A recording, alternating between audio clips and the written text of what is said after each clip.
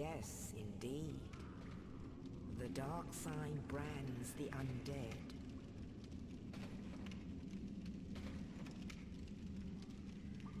And in this land, the undead are corralled and led to the north.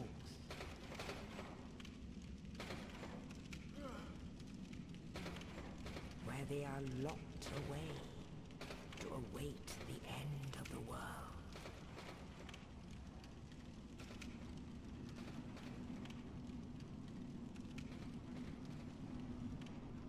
This is your fate. A fate to live lives of challenge, death, and triumph. This is the world of Dark Souls. We've seen it for a long time now, but we're here to look at something else. Something besides the chosen undead, something besides the story of Lordran. We are here to break down the design of the bosses of Dark Souls and the player's experience of them. And there is a lot more to their story than simply an arena, a moveset, and those wonderful words, victory achieved. To start, let me show that even though the first boss of Dark Souls is intimidating to new players, for those who know a few tricks, he is indeed quite the pushover, though I do make a few mistakes. I know his moves, I can predict them, and with black firebombs, he will go down in exactly 5 hits. The last of which I didn't actually need to throw the firebomb for. I could have just hit him with my fists, and he would have died. The dark sign, however, takes us back to when we were new. We didn't know what it meant to face the Asylum demon, to see the door close behind us, and to see this gigantic beast staring us in the face with a gigantic hammer, all to the tune of minor key, horrendously intimidating music. We didn't know what a shield was, what dodging was, what damage ratings were, if there were elemental damage, or any of the tricks of the Dark Souls trade that make it, once you understand it, a very completable, I would even hedge to say sometimes easy game. But our first playthrough is anything but. Bloodborne will be the same, Demon Souls was the same, and even Dark Souls 2. These games punish us. We wonder why. As we walk through them, we do not know what shadows lie behind the next door, and when we finally come to that first fog gate, there is no option to go any way but forward. The door to the right is locked. The way back is riddled with the bodies of our foes. And so we use what the developers have deigned to tell us, that we should perhaps press forward in R2. Make the job a little easier. The initial experience in Dark Souls, then, is one of overcoming one's fear of that most important thing, the unknown. We don't know what we're capable of, nor do we know the capabilities of the weapons and the armor that we hold. We have only to believe in them, and hope that triumph is ours. And of course, in many cases it is. We celebrate because we have overcome the first of Dark Souls' many challenges. Not that we know there are that many to come, only that we know that there must be more down the pipeline. And so we return to that bonfire that we passed initially, thinking we wouldn't need it, because, well, Dark Souls can't be that difficult, can it? The dark sign shows us otherwise.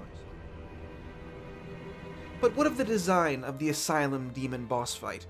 What about it makes it unique? What gives it its power as that first encounter? Well, the first thing you'll find when you enter those doors is the arena. And what about this arena makes it unique? What makes it a good first impression to a Dark Souls battle? First and foremost, the arena is clean and open. It offers very few obstacles, giving the player as much room to move as they could possibly desire.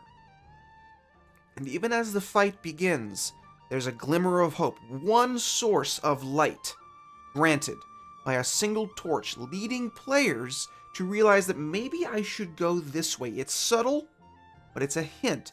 Most of Dark Souls contains such small details that lead to a much greater reward. But of course, for players who are new to the Soul series, who have never encountered something of this scale before, it's a very different experience.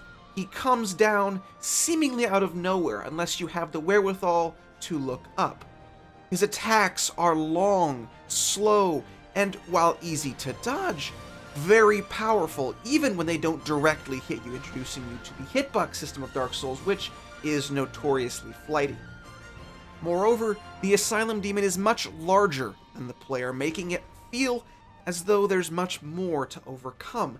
But when we finally do run through that grate, it's not far before we're given our first real set of usable gear, which evenly divides this fight into 2 positives for the player and 2 negatives for the player. On the one hand, there's an escape route, a clearly marked escape route so that they can gear up and prepare themselves for the battle to come. Also, Asylum Demon has very slow, easily predictable moves, even when you don't quite know them. If you watch for just a few seconds, you see you can outrun him, you can dodge him. It's much simpler than it first appears. But this fight is a surprise attack, and again, Asylum Demon is much larger than the player, making him seem much more intimidating than he actually is. Which is the point, because Asylum Demon is the first stepping stone. He is the gateway into Dark Souls. You either go through him, or you give up. There are no 2 options available to the player, and that's the way it should be.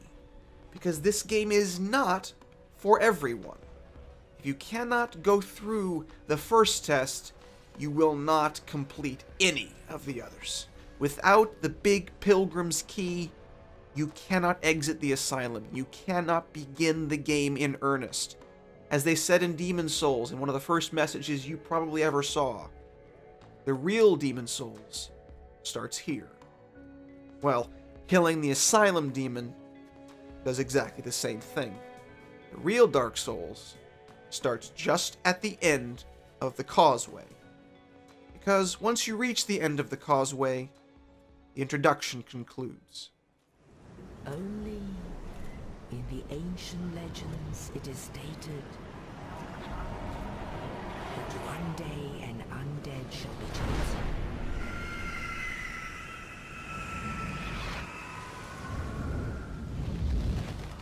To leave the undead asylum in pilgrimage